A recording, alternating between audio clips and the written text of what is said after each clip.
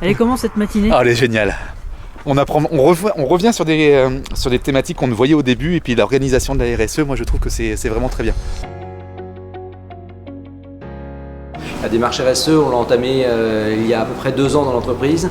La première année, on a travaillé du feu de Dieu sur la démarche, puis ensuite il a fallu relancer la machine, et c'est l'objet de ma présence aujourd'hui. Voilà, retrouver l'inspiration, retrouver des nouveaux sujets, de nouveaux enjeux.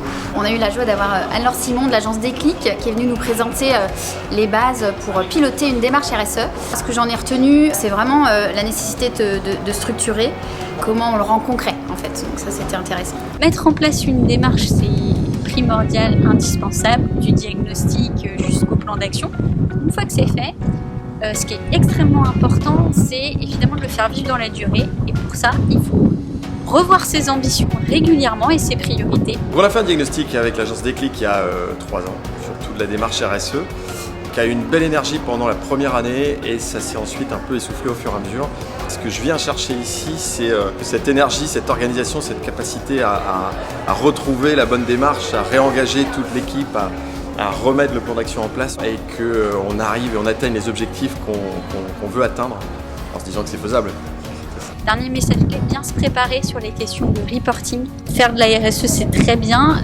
Savoir le démontrer, ça devient une nécessité. C'est vraiment oser discuter des choses, parler de ce que vous faites et penser à bien le retranscrire. Alors, ce que j'ai retenu, c'est surtout des impacts que ça pourrait avoir plus tard sur l'obtention des prêts, possiblement aussi sur la possibilité de candidater à certains marchés publics. Et la deuxième des choses, c'est quand même réfléchir aux investissements que vous devez effectuer et qui pourraient améliorer, on va dire, le verdissement de votre bilan.